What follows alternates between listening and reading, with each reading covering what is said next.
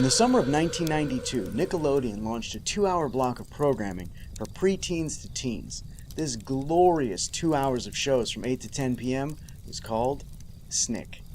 I was 11 years old at the time, and to me, this was the best thing to hit television since TGIF launched on ABC. There was one show on Snick that I always looked forward to more than any other.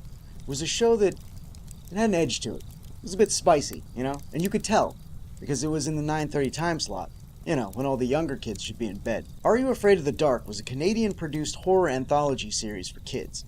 It ran from 1990 to 2000 on Canadian television, and from 1992 to 1996 on Snick, with a 2-season revival from 1999 to 2000. The show centered around the Midnight Society, a group of teens that would meet at a secret location in the woods after dark to tell scary stories. The stories would then play out as the episode, with various themes and styles depending on which member was telling the tale. It's been a long time since I've watched the series, and while I know it's meant for kids, I've always wanted to go back and rewatch them all. With a limited run revival in the works, I thought it'd be the perfect time to rewatch and discuss each episode in the series. Submitted for the approval of the Midnight Society, I call this Season 1, Episode 1, The Tale of the Phantom Cab. The opening credits to this series is one of the creepiest that I have seen in any horror show, or just any show for that matter. It's short and simple, but that children laughing in the attic, it still sends a chill down my spine. I feel like Tales from the Crypt probably could have learned a thing or two in that opening.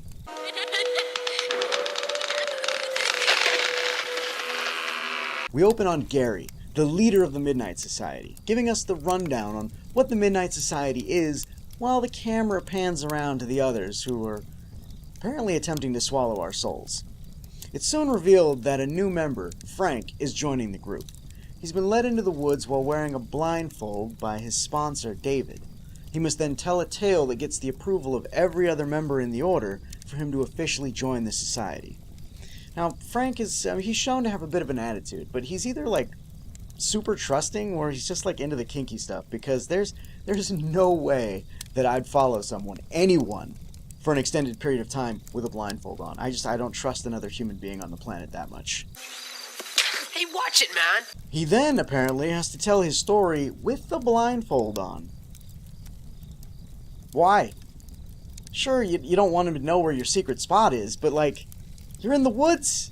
He's not gonna know where exactly in the woods. Just let him tell his story, then put the blindfold on and have him leave again. I mean, don't make it weird like some kind of eyes wide shut party. You're here to be considered as a new member of the Midnight Society. Yeah, what's with the blindfold? This meeting place is secret?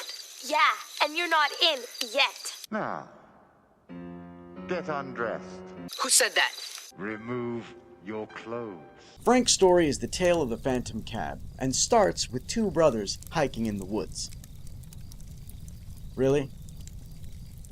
Telling stories in the woods that take place in the woods?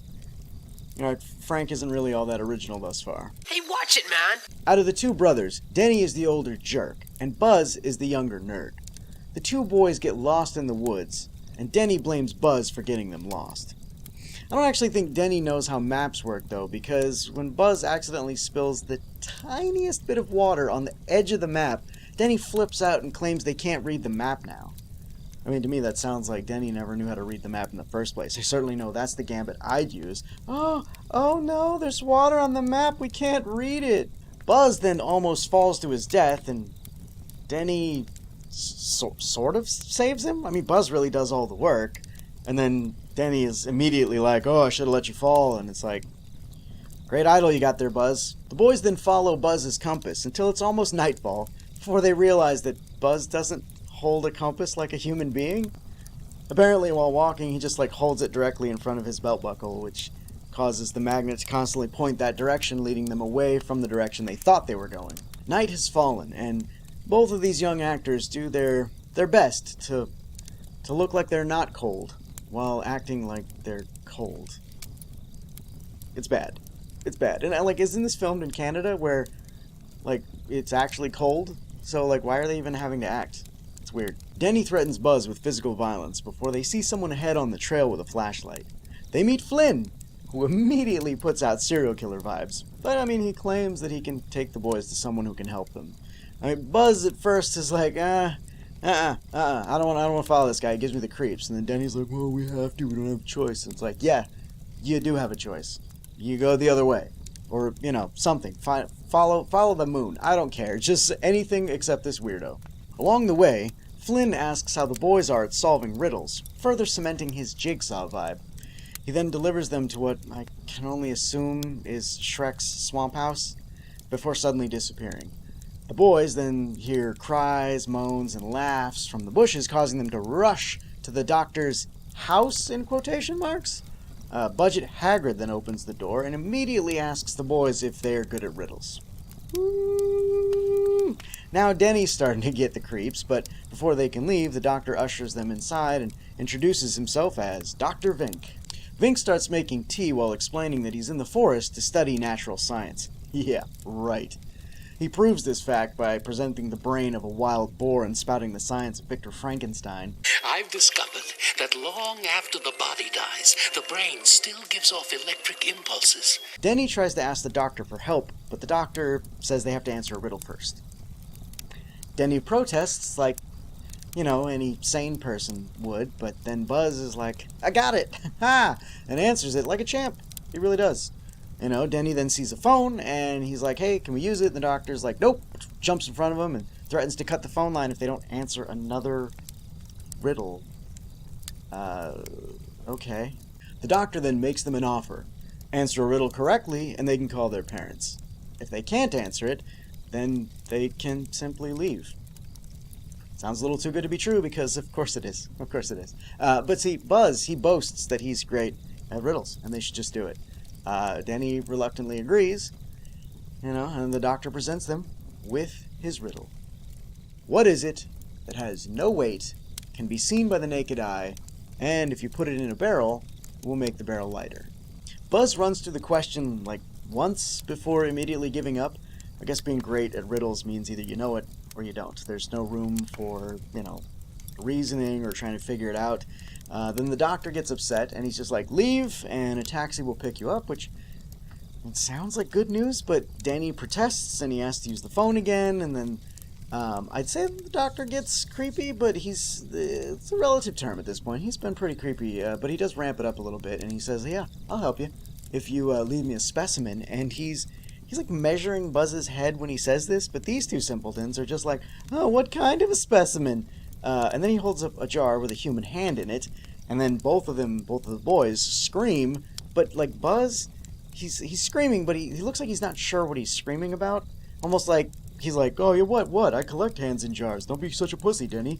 And then they both flee the hut. It's at this point that we cut from the tale back to the Midnight Society, where Eric begins whining that you can't put a riddle in a story that can't be solved, and then other members of the group either agree or disagree, and it's at this point that the coiled viper that is Frank Hey, watch it, man! snaps at them for not letting him finish his story, and then Gary and Kristen give him side eyes, which he can't see because he's still wearing a blindfold. It's weird. No, it's weird. It is. Anyway, then Frank continues his tale.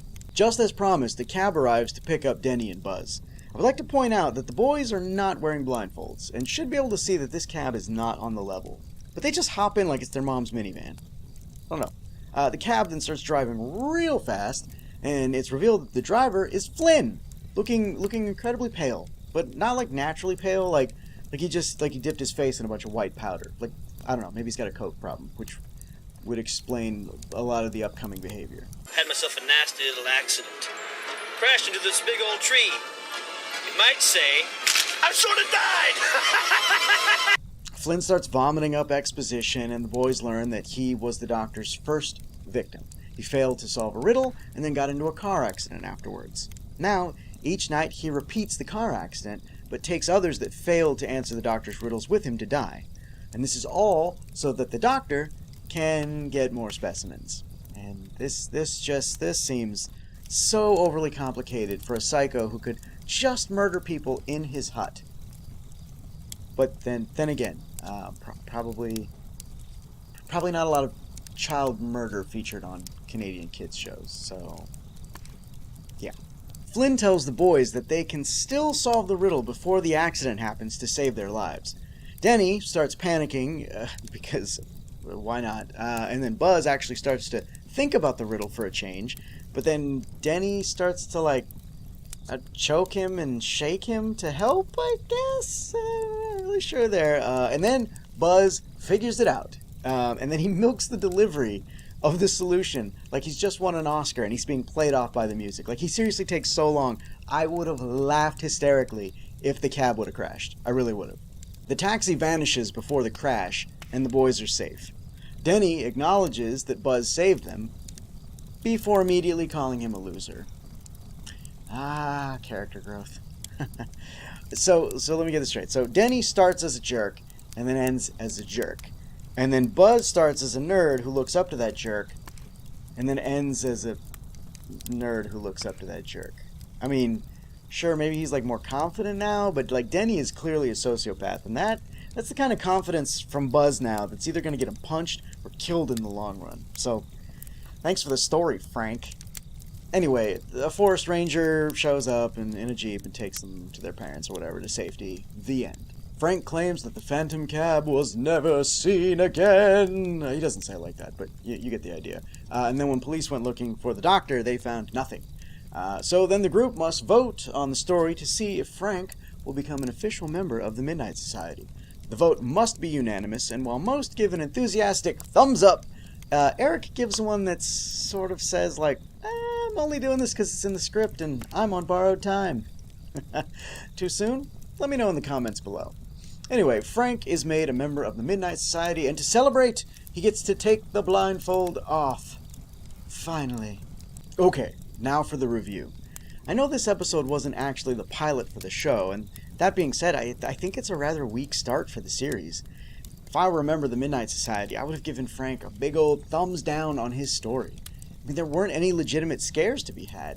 I think even 11-year-old me found this one rather laughable.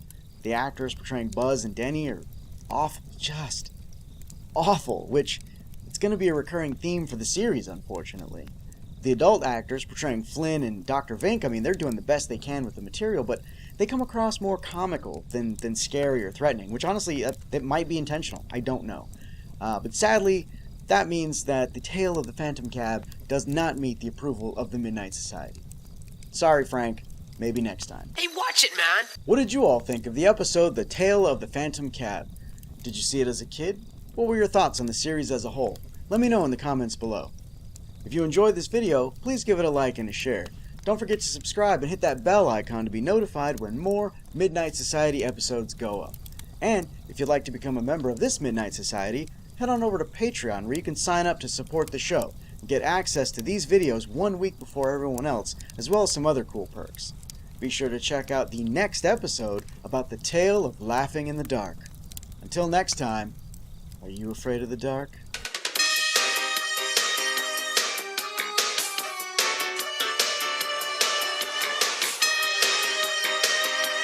Hey, watch it, man!